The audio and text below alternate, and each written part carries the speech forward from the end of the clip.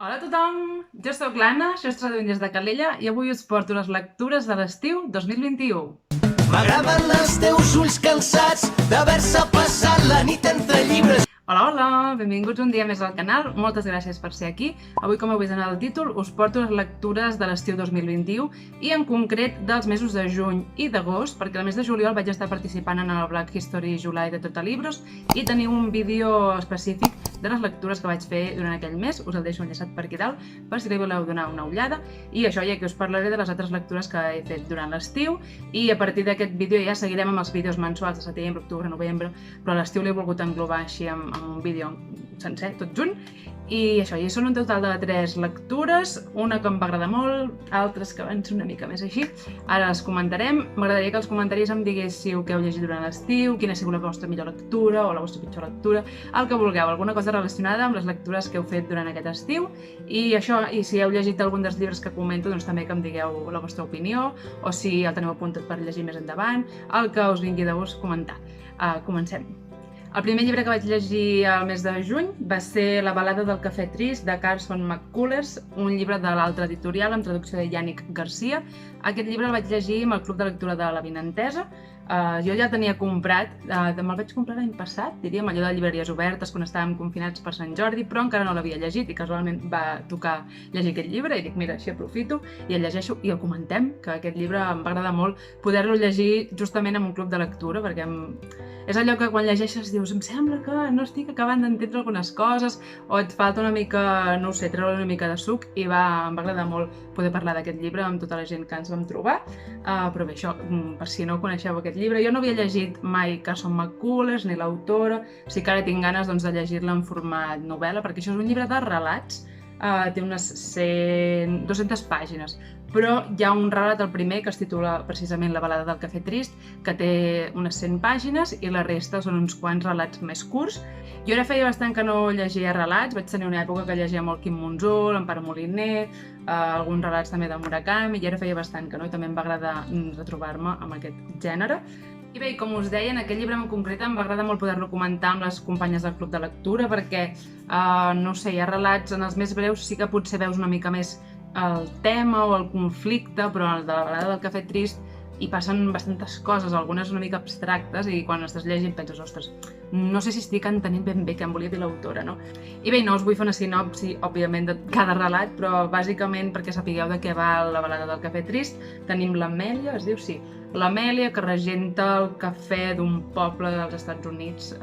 una mica apartat, i ella és una dona molt solitària, bastant esquerpa, i aquest cafè, doncs, la gent hi va a moda de, mira, un cafè, prendre un whisky, però sempre la gent no relacionant gaire amb l'Amèlia, és una dona que va fent la seva i això, és molt esquerpa, no? Però un dia hi arriba una persona i aquesta persona revoluciona bastant el cafè, i en concret revoluciona bastant l'Amèlia, que canvia molt. També hi ha unes històries amb un exmarit que ella va tenir. El relat va saltant una mica en el temps, en el present de l'Amèlia, la seva situació, explicant-nos què li va passar amb aquestes persones, la gent del poble,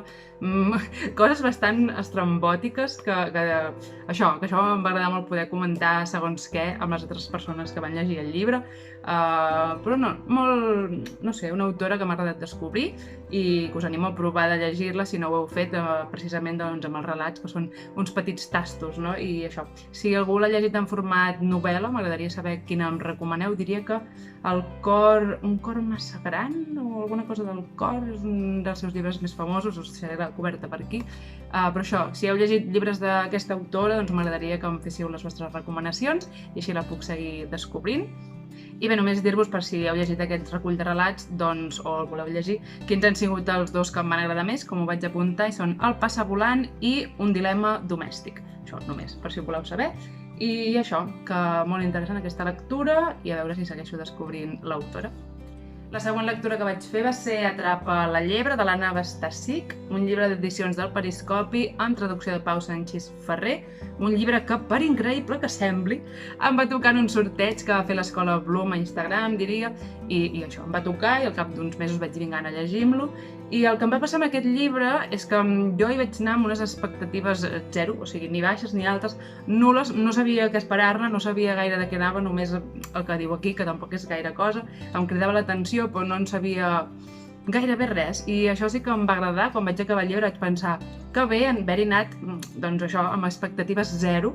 perquè em va sorprendre molt i em vaig acabar molt contenta. I bé, a grans trets ens parla de dues amigues, la Sara la Sara i la Leila, que elles doncs de petites eren molt amigues, inseparables, colimerda, que diuen, i quan van acabar l'institut, la Sara va marxar a Dublín per estudiar a la universitat i la Leila es va quedar a Bòsnia, això que no ho he dit, que elles són de Bòsnia, i això se separen i perden el contacte totalment, és a dir, passen de ser inseparables a durant molts anys no saber res l'una de l'altra, i de cop un dia la Leila truca a la Sara i li diu que ha de tornar, que el germà seu de la Leila, que havia desaparegut, doncs saben on és i l'han d'anar a buscar, i la Sara, primer tu penses, bé, no hi anirà, però si no hi va, no hi ha història. I efectivament se'n va cap a Bòsnia a buscar la Leila per ajudar-la a anar a buscar el seu germà, i la Leila li diu que han d'anar a Viena, que el seu germà és a Viena. I llavors fan un viatge amb cotxe des de Mostar, que és la seva ciutat a Bòsnia, fins a Viena, i el llibre és aquest viatge amb cotxe, doncs, que elles anem fent flashbacks a la seva infància i adolescència, i en el moment present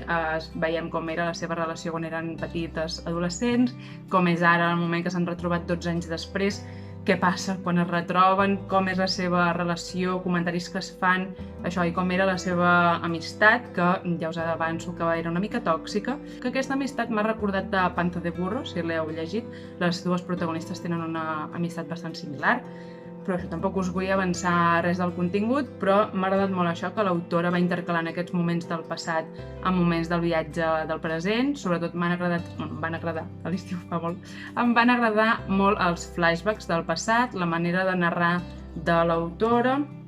em va enganxar moltíssim, però moltíssim, no m'ho esperava gens, i això, i que té una manera de narrar, sobretot els moments del passat, una mica peculiar, però que a mi em va agradar moltíssim. Sí que em va passar que al final del llibre és una mica estrany,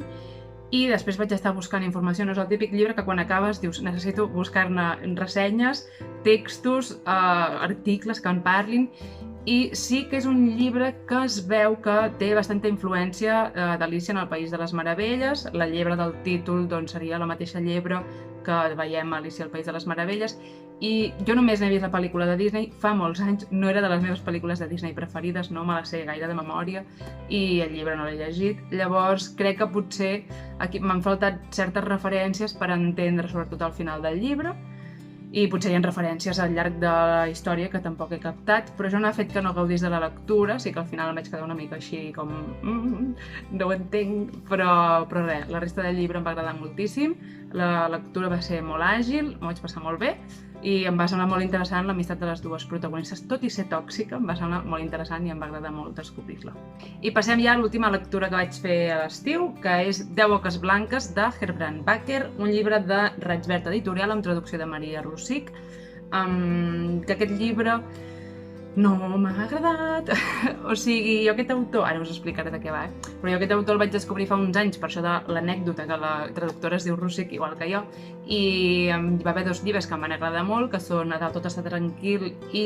Les pareres fan la flor blanca. Aquests llibres em van encantar, però llavors l'any passat ja vaig llegir un llibre seu, a juny, que ja no em va convèncer, i aquest tampoc, i em sap greu perquè els 2 llibres aquells anteriors que havia llegit em van entusiasmar i jo sempre els recomano. Però bueno, aquests 2 no m'han acabat de fer el pes, ara us explico per què. Aquest llibre bàsicament ens parla de l'Emily, l'Emily, que és una noia holandesa que per certes circumstàncies decideix deixar-ho tot i se'n va viure en una granja a Gal·les, ella sola, en una granja que ha llogat, i en aquesta, no sabem per què ha marxat, ni la seva família, anem veient algunes converses de la seva família i el seu marit que parlen d'ella, que no saben on ha anat ni per què, i ella tampoc ho explica, llavors hi ha aquest misteri de per què ha marxat, i a part, ella a la granja aquesta on hi arriba hi ha 10 oques blanques, les 10 oques blanques del títol, i de tant en tant va veient com van desapareixent, no? Un dia es lleva i hi ha 8 oques, un altre dia torna de fer una caminada i hi ha 7 oques, i no se sap per què van desapareixent. I jo vaig llegir aquesta sinopsi i vaig pensar, ai, que curiosa, que interessant, a veure què passa amb aquestes oques, però no, com us deia, no m'ha convençut. el llibre és una mica estrany, potser no l'he entès, vull dir, he arribat a la conclusió que no l'he entès, no? Però em va costar arribar fins al final, vaig pensar, vinga, el deixo sense acabar, però em sabia greu que jo no tinc cap problema en deixar llibres si no puc, no? Però aquest autor, tenir la referència de llibres anteriors que em van agradar tant, dic, a veure fins al final. I això, i que no... Potser no l'he entès, però no em va convèncer perquè el ritme era molt lent, passant coses estranyes que no vaig acabar d'entendre, no els hi trobava com un sentit, i moltes referències també a la poeta Emily Dickinson, que jo no la conec, llavors, igual que el llibre anterior de l'Alícia, potser m'he perdut coses, potser això de l'Emily Dickinson també m'he perdut coses, però esclar, no ho sé. És a dir, estava llegint i em semblava la típica pel·lícula d'autor en blanc i negre, que hi ha més silencis que paraules. Però bé, això, em va ser una mica de greu perquè tinc aquells 2 o 3 llibres que m'encanten i els 2 últims que he llegit de l'autor no hi ha manera. No n'hi ha cap més en català, no sé si ell té més llibres escrits, si tindrem més llibres d'ell a Raig Verd, jo espero que sí. I fins aquí les lectures de l'estiu, sí que a finals d'agost vaig començar un altre llibre, però el vaig acabar al setembre, així que l'inclouré al resum de lectures del mes de setembre. Com veieu, he tingut aquesta última lectura una mica així, però Atrapa la llebre ho compensa, i el llibre de relats, doncs que potser si m'hagués quedat només amb la lectura feta jo sola m'hauria quedat una mica a mitges, però el fet d'haver-la pogut comentar al club de lectura va fer doncs, que n'entengués coses, que fos una experiència més rodona, no, diguéssim. I bé, entremig d'aquestes lectures hi va haver les del Black History July, com us he dit al principi, que us deixo el vídeo aquí enllaçat per si el voleu anar a mirar. Per si no ho sabeu, vaig llegir The Color Purple d'Alice Walker i El ferrocarril subterrani de Colson Whitehead. També 2 lectures molt interessants, de les quals tinc opinions diferents, una que em va encantar, l'altra que una mica així a mitges. I això, que ha sigut un estiu bastant actiu en quant a lectures, estic contenta perquè, a veure, sí que he tingut alguns llibres una mica així regulars i una mica que m'han decebut o no m'han fet el pes del tot, però també m'ha agradat llegir-les i ja saber la meva opinió d'aquests llibres i treure'm l'espina de tenir-les pendents. I això, i que m'agradaria que als comentaris em digueu què heu llegit a l'estiu, quina ha sigut la vostra millor lectura o la pitjor, si algun llibre us ha decebut, tot plegat, que en parlem als comentaris. I ens veiem la setmana que ve amb nou vídeo, que si tot va sobre el previst, serà un llibre relacionat amb temes de traducció, ja us ho explicaré, tinc moltes ganes de fer el vídeo i això, espero que us agradi molt. Ens veiem molt aviat. Adeu!